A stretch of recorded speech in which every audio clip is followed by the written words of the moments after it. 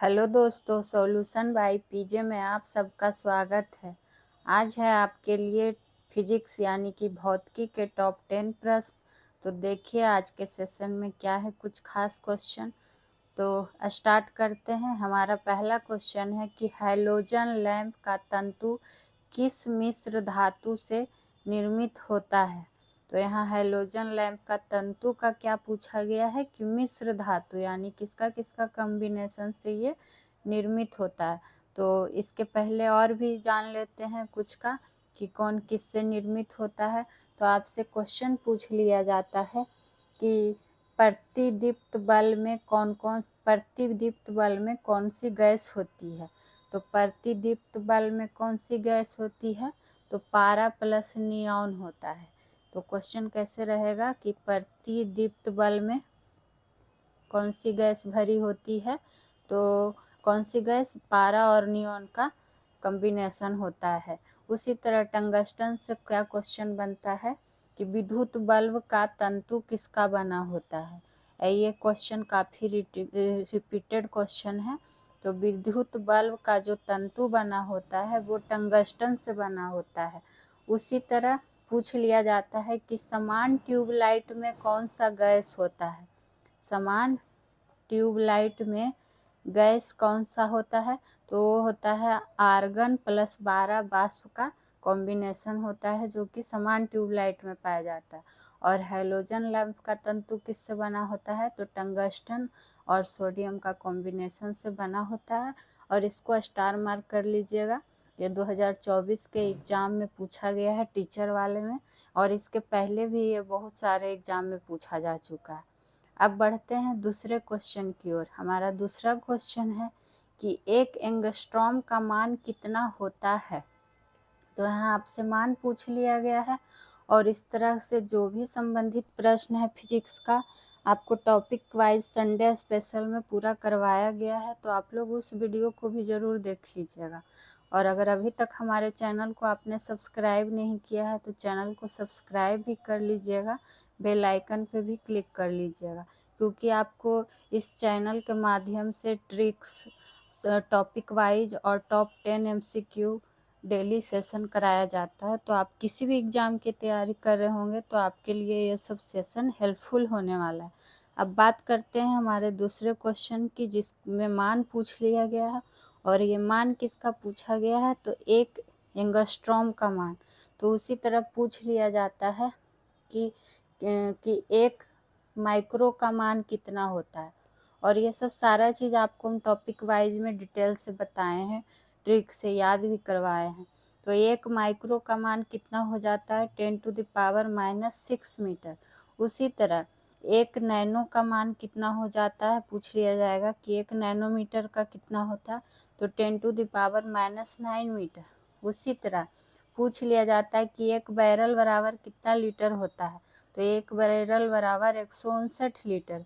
उसी तरह एक एंगस्ट्रॉम का मान कितना होता है, तो 10⁻10 मीटर। ठीक है, ये तो थे कुछ मान से संबंधित प्रश्न। अब देखते हैं हमारा तीसरा प्रश्न क्या है। तो हमारा तीसरा प्रश्न है कि स्वतंत्र रूप से लटका हुआ चुंबक का आवर्तकाल किस पर निर्भर करता है। और ये क्वेश्चन आपके लिए काफ़ी इम्पोर्टेंट है, इसलिए स्टार मार्क्स कर दे रहे हैं। तो पूछा क्या है कि चुंबक का आवर्तकाल किस पर निर्भर करता है। तो ये आपका निर्भर करता है लंबाई पर, ये चीज़ आपको ध्यान में रखना है। और देखिए बात जब चुंबक से आया है तो और कुछ क्वेश्चन जान लेते हैं कि क्या पूछ लिया जाता है। तो आपको एक क्वेश्चन पूछ देगा कि चुंबक की आकर्षण शक्ति न्यूनतम कहाँ होती है। चुंबक की आकर्षण शक्ति, चुंबक की आकर्षण शक्ति न्यूनतम कहाँ होती है, यानी कम से कम कहाँ होती है, तो ये आपके चुंबक के बीच होती है। ये चीज़ आपको ध्यान रखना।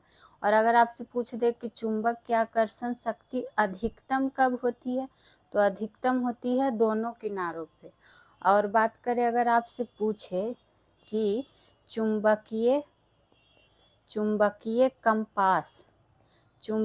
कंपास की सुई दिशा किस ओर होती है, चुंबकीय कपास की सुई दिशा किस ओर होती है, तो वो आपका उत्तर एवं दक्षिण दिशा की ओर होती है। तो यहाँ पर जो भी संबंधित प्रश्न थे मैंने आपको बताने की कोशिश की है।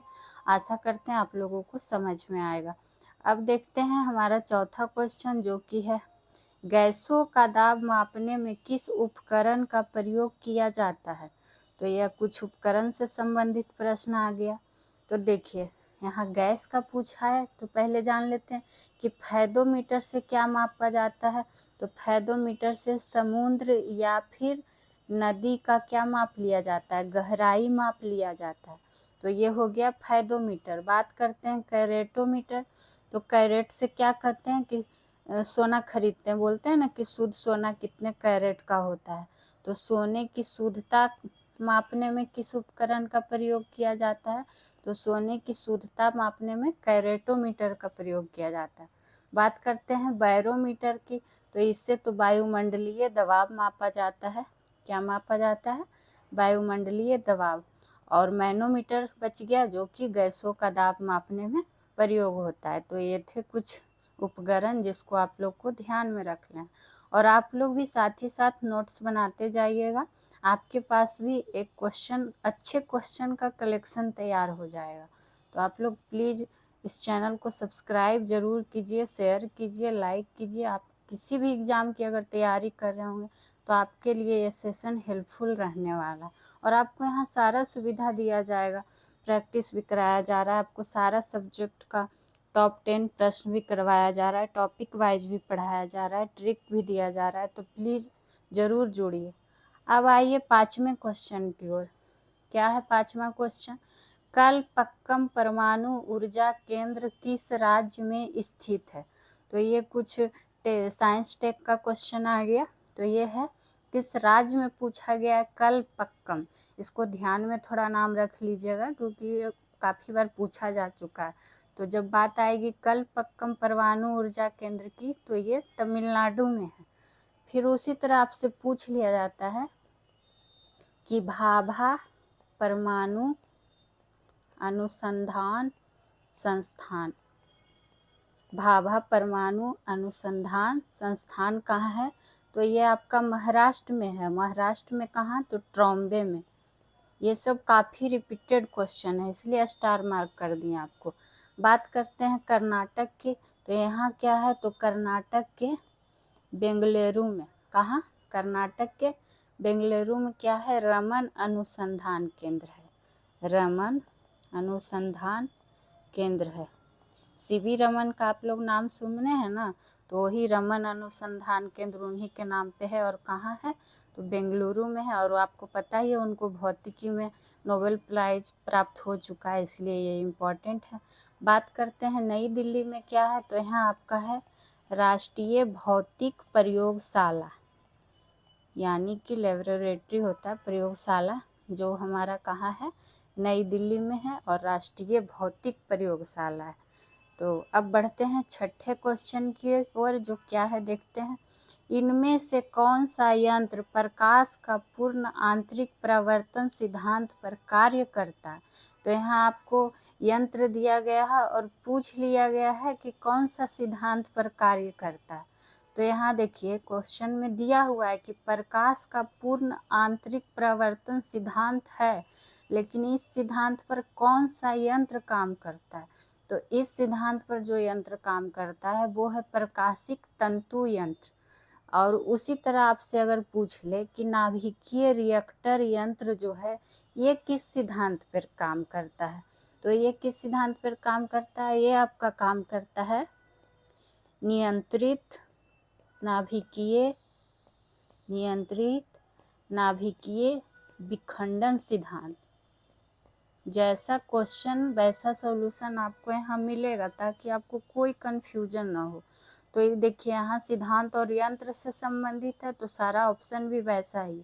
तो नियंत्रित नाभिकीय विखंडन सिद्धांत पर कौन काम करता है, नाभिकीय रिएक्टर यंत्र। उसी तरह भाप का इंजन यंत्र किस सिद्धांत पर काम करता है, तो ये आपका करता है उष्मा गतिकी का सिद्धांत पर। ठीक है, बात करते हैं वायुयान यंत्र किस तंत्र पर कार्य कर मतलब किस सिद्धांत पर कार्य करता है, तो ये बर्नौली सिद्धांत पर। तो देखिए जो काफ़ी बार रिपीटेड हुआ है, एक बर्नौली सिद्धांत वाला और एक उष्मागतिकी सिद्धांत वाला, बाकी वो दोनों को भी आप लोग ध्यान में रख लीजिएगा।